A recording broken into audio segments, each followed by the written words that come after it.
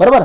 आणि स्टीलचा Young's modulus आपल्याला माहिती असतो. आता इथं स्ट्रेन तुम्ही कॅल्क्युलेट केलाय, या दोघांचं जर का मल्टिप्लिकेशन केलं तर तुम्हाला काय भेटून जाईल, सिग्मा.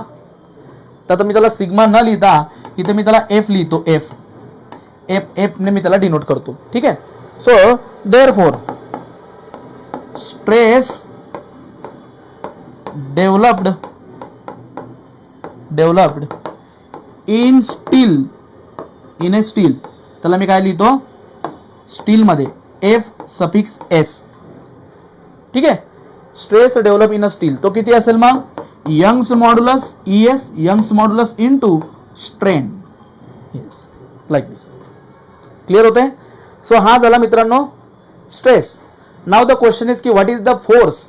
आता स्ट्रेस जर का तुम्हाला भेटला, स्ट्रेस जर का आपल्याला भेटला तर स्ट्रेस काय असतो रे, stress is equal to force per unit area. बरोबर. आता मला स्टील मध्ये किती स्ट्रेस डेव्हलप झाला तो मला भेटला. सो स्ट्रेस किती आहे, FS is the stress develop in a steel. आणि एरिया जो असेल तो एरिया मी डिनोट करतो AST. AST is the area of the steel. ठीक आहे. म्हणजे टेंडॉनचा एरिया AST आहे, त्याच्यामध्ये असणारा स्ट्रेस मला माहिती आहे. मग फोर्स किती असेल. सो देअरफॉर प्रीस्ट्रेसिंग फोर्स, कारण जो काही फोर्स डेव्हलप होतो it is due to the stressing, त्याला आपण प्रीस्ट्रेसिंग फोर्स म्हणतो. प्रीस्ट्रेसिंग फोर्स त्याला मी नोट करतो P ने. P is the prestressing force. Develop is equal to what, stress in a steel into area of the steel, AST. अशा पद्धतीने आपण किती प्रीस्ट्रेसिंग फोर्स डेव्हलप होतोय तो आपण कॅल्क्युलेट करू शकतो. त्याला मी थोडंसं स्मॉल करतो.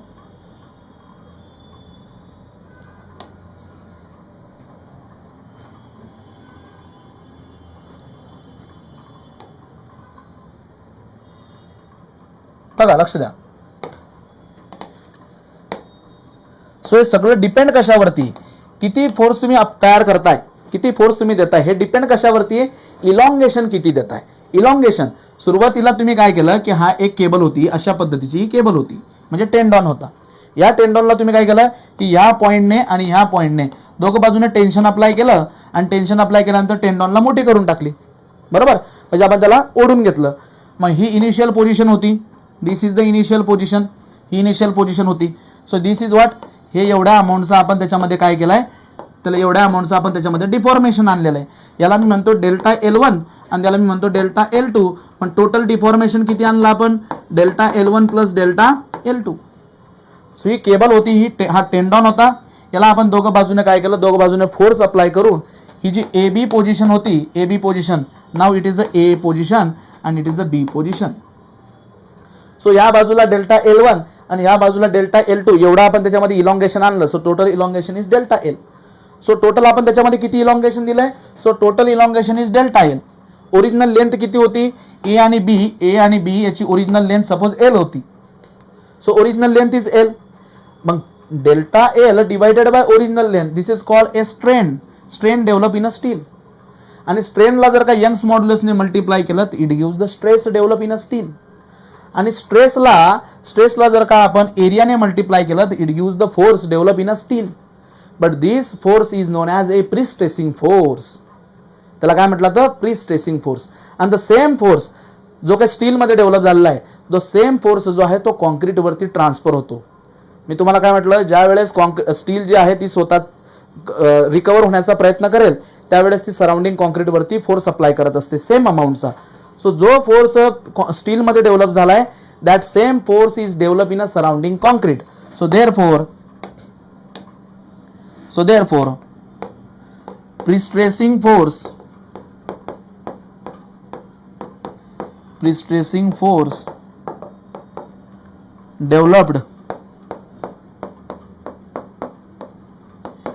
In concrete. अगेन मी त्याला डिनोट करतो P suffix C. Okay.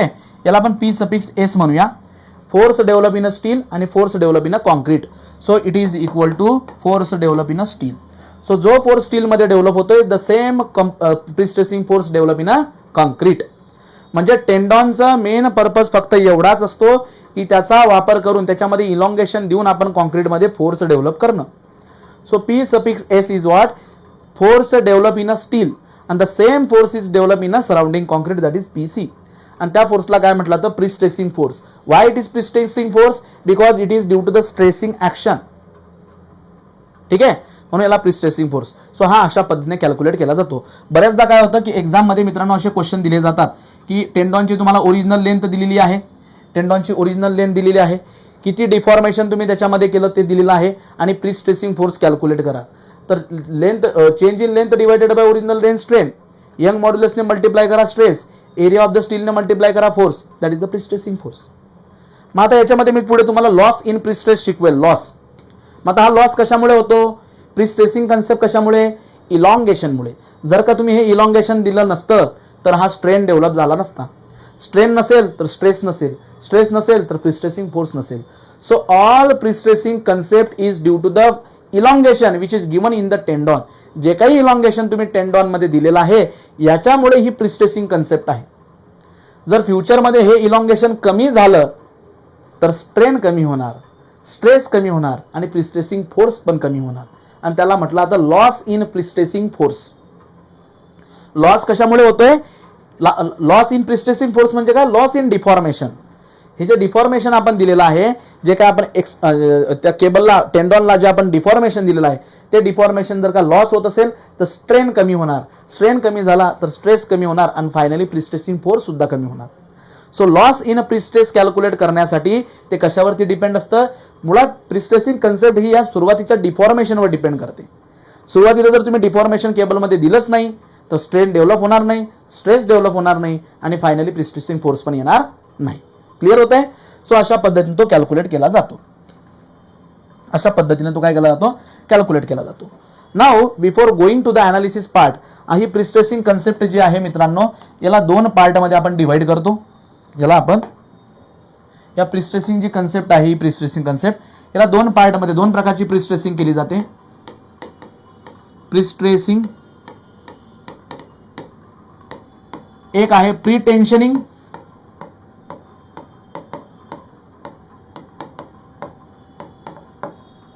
and second is post tensioning. Okay, pre tensioning आणि post tensioning. What is the difference? Both are pre-stressing. दोघांच्या दोघं काय आहेत? प्री स्ट्रेसिंगच आहेत.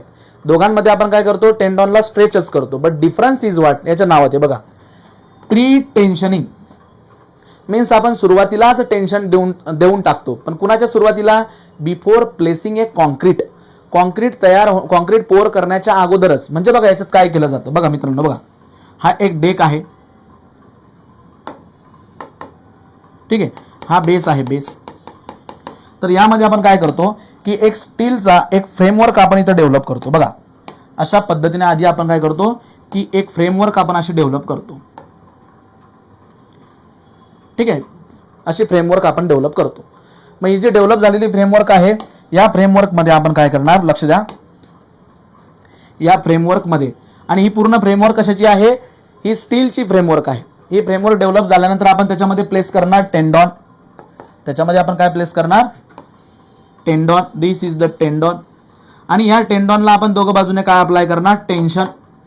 दोघं बाजूने आपण त्याला काय अप्लाय करणार? टेन्शन अप्लाय करणार. टेन्शन अप्लाय केल्यानंतर आपण त्याला काय करणार आहोत? दोघं बाजूने लक्ष द्या, त्या टेन्शन अप्लाय केल्यानंतर आपण दोघं बाजूने त्याला असं पकडून धरणार. बरोबर? मग हे टेन्शन आपण अप्लाय केलं. ओके, हे टेन्शन आपण अप्लाय केलं. त्यानंतर आपण इथं प्रोव्हाइड करतो अशा पद्धतीने आपण त्याला हे टेन्शन ओके टेन्शन दिलं. आता टेन्शन दिल्यानंतर मग आपण काय करणार? याच्यामध्ये कॉन्क्रीट पोर करणार.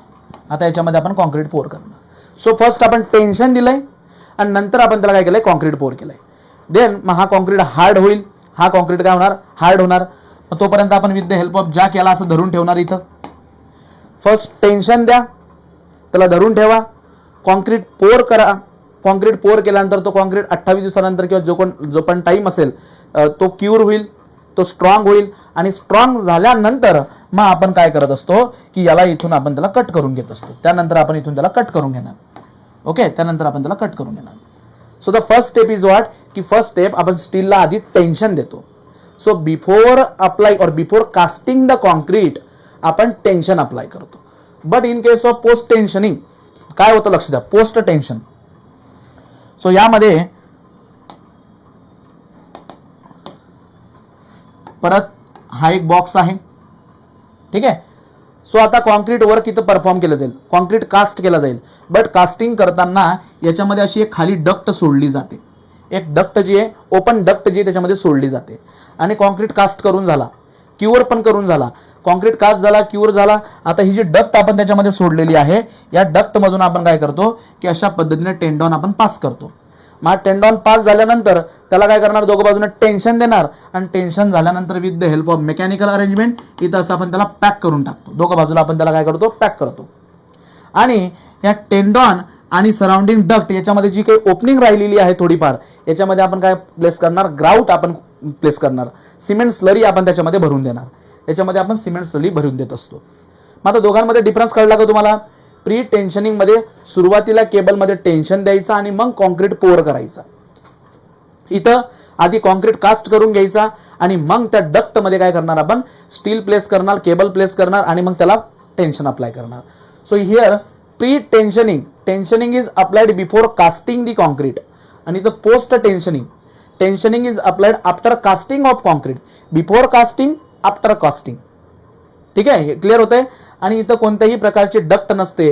हा टेंडॉन जो तो डायरेक्टली सराउंडिंग कॉन्क्रीटच्या कॉन्टॅक्टमध्ये असतो. सर जो काही फोर्स इथं ट्रान्सफर होतो, it is due to the bond ऍक्शनमुळे इथं तो ट्रान्सफर होत असतो.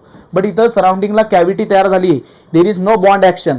मग इथं जो काही फोर्स ट्रान्सफर होतो हा कशापासून तयार होतो, अँकरेजेस पासून. इकडनं असा या बाजूने तो सगळ्या बाजूने काय करतो की फोर्स होतो ट्रान्सफर होत असतो. So here force is transfer through the bond action.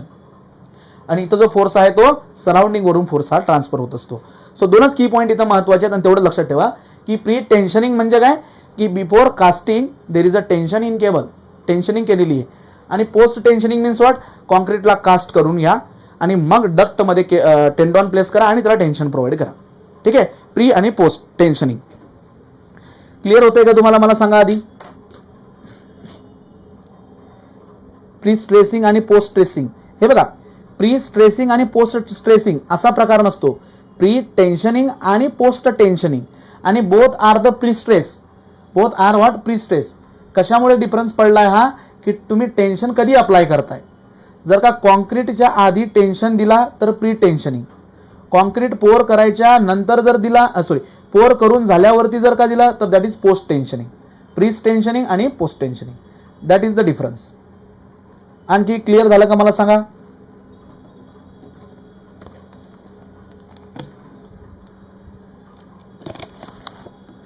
हे कळवा मित्रांनो मला.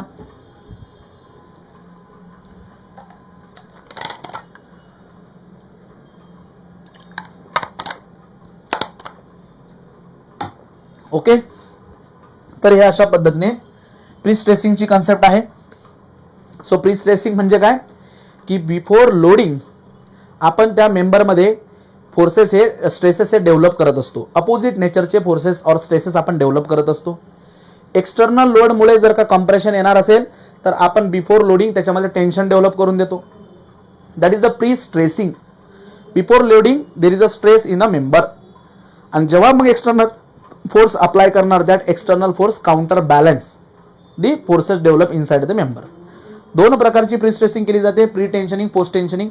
Before casting there is a tensioning आणि after casting there is a tensioning. त्यावरून प्री आणि पोस्ट हे दोन प्रकार पडतात. याच्यामध्ये डक्ट प्रोव्हाइड केली जात नाही, पण इथं कॉन्क्रीटला आपण काय करतोय, कास्ट करून देतोय आणि मग नंतर केबल कशी ट्रान्सफर करणार, त्यासाठी इथं डक्ट प्रोव्हाइड केली जाते. ठीक आहे. नंतर की फोर्स कसा कॅल्क्युलेट करायचा, केवढं डेल्टा एल अमाऊंटचं डिफॉर्मेशन आपण दिलेलं आहे. ओरिजिनल लेंथ आहे L, so delta L divided by the original length. याच्यावरून आपल्याला इथं काय भेटून जाणार आहे, स्ट्रेन भेटेल. सो स्ट्रेनला जर का आपण यंग्स मॉड्युलसने मल्टिप्लाय केलं तर आपल्याला स्ट्रेस मिळेल, आणि stress multiply the area it gives the force, and same force is inside the concrete. अशा पद्धतीने हा फोर्स कॅल्क्युलेट केला जातो. सो हे झालं प्री स्ट्रेसिंगची कन्सेप्ट, फोर्स कसा कॅल्क्युलेट करायचा आणि दोन बेसिक टाईप. उद्याला आपण काय करूया, नेक्स्ट उद्याच्या लेक्चरमध्ये याचा अनालिसिस पार्ट आणि प्री टेन्शनिंग मध्ये कोणत्या लॉसेस असतात आणि पोस्ट टेन्शनिंग मध्ये कोणते लॉसेस असतात, हे लॉसेस आणि थोडा अनालिसिसचा पार्ट जो आहे आपण उद्याच्या लेक्चरमध्ये डिस्कस करणार आहोत. आज आपण ज्या गोष्टी डिस्कस केल्यात त्याला शॉर्टमध्ये रिवाइज करून घेऊ आणि थांबू. बघा. ओके, सो इथून आपण सुरुवात केलेली. Design of compression member, design of the compression member. So compression member तीन ते चार प्रकारचे कंप्रेशन मेंबर इथं आहेत. एक आहे कॉलम, पेडेस्टल, स्ट्रट आणि बूम. सो पेडेस्टल आणि column these are the member inside the building frame. त्यांच्यातला डिफरन्स कशावर बेस असतो? इफेक्टिव्ह लेंथ आणि least lateral dimension. If effective length is more than 3 time least lateral dimension, column less than और equal to pedestal. Strut जो आहे it is the compression member in truss, it boom is the compression member in gantry girder. List lateral dimension कशा पद्धतीने calculate करायचं आपण ते बघितलं. List lateral dimension म्हणजे काय की प्लान व्ह्यू मध्ये दिसणारं short dimension. Then effective length is K time the unsupported length और ओरिजिनल लेंथ. इफेक्टिव्ह लेंथची कन्सेप्ट काय असते? The portion of the actual length which is buckled, जी बकल होते, दॅट इज द बकलिंग लेंथला आपण इफेक्टिव्ह लेंथ म्हणतो. IS कोडने आपल्याला दिले की जर दोन एंड फिक्स असतील तर त्या केसमध्ये थेरॉटिकली 0.5 एल आणि 0.65 एल नॉट एवढ्या पोर्शनमध्ये इथं बकलिंग होते असं आपण कन्सिडर करतो. ठीक आहे. थेरॉटिकल व्हॅल्यू काय म्हणते की फक्त हाफ पोर्शनमध्ये बकलिंग होते, आपण त्याला जास्त कन्सिडर करतोय 0.65. म्हणजे आपण काय करतो? क्रिटिकल पॉईंटकडे कन्सिडर करतो. एक फिक्स एक हिंज जर असेल तर 0.7 टाइम ओरिजिनल, 0.8 टाइम ओरिजिनल. एक फिक्स एंड आहे, एक एंड फ्री आहे, then twice the original length, twice the original length. Hinge 1 time original length, 1 time original length. Next, then कॉलमचे दोन प्रकार पडतात, शॉर्ट कॉलम आणि long column. It is based on the slenderness ratio. So slenderness ratio काय आहे? Effective length divided by least lateral dimension. Effective length कशी calculate करायची, list lateral dimension कसा कॅल्क्युलेट करायचं आपल्याला माहिती आहे. त्यावरून if slenderness ratio is less than 12, short column it is fail in crushing. More than और equal to 12, long column fails in buckling. Next,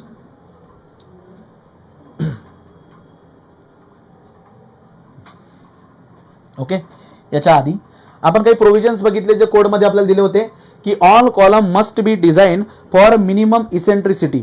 जे काही कॉलम्स आहेत ते कशासाठी डिझाइन करायचे आपल्याला? Minimum eccentricity, that is unsupported length divided by 500, original length divided by 500 plus least lateral dimension divided by 30 and 20 mm whichever is maximum. त्यासाठी आपण काय करणार की त्याला आपण डिझाइन करणार.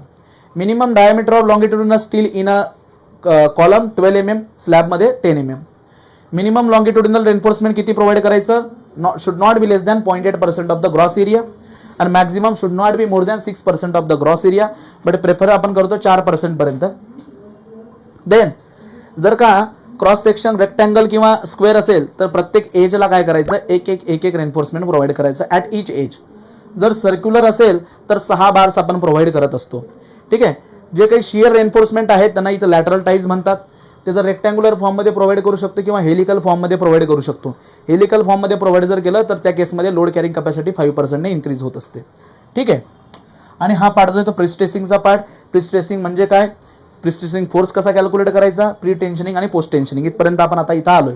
उद्याच्या लेक्चरमध्ये काय करूया आपण की अनालिसिस कसं करतात एक्झॅक्ट प्रिस्ट्रेसिंगचं, त्यावरती नेहमी क्वेश्चन विचारला जातो गेटमध्ये. ते अनालिसिस आपण बघणार.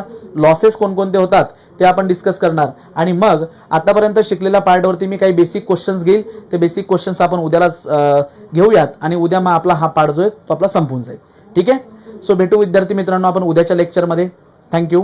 तुमचे काही डाऊट्स असतील तर मला ते आता इथं कमेंटमध्ये कळवा आणि मग सेशन स्टॉप करायचं का ते पण सांगा. ओके. सो क्लियर झालं राजा तुझा जाहीर. प्री स्ट्रेसिंग आणि पोस्ट स्ट्रेसिंग में डिफरन्स क्या होता है? प्री स्ट्रेसिंग आणि पोस्ट स्ट्रेसिंग असं नसतं. प्री टेन्शनिंग आणि पोस्ट टेन्शनिंग. ठीक आहे. Pre tensioning and post tensioning both are the type of the pre stressing. पुढे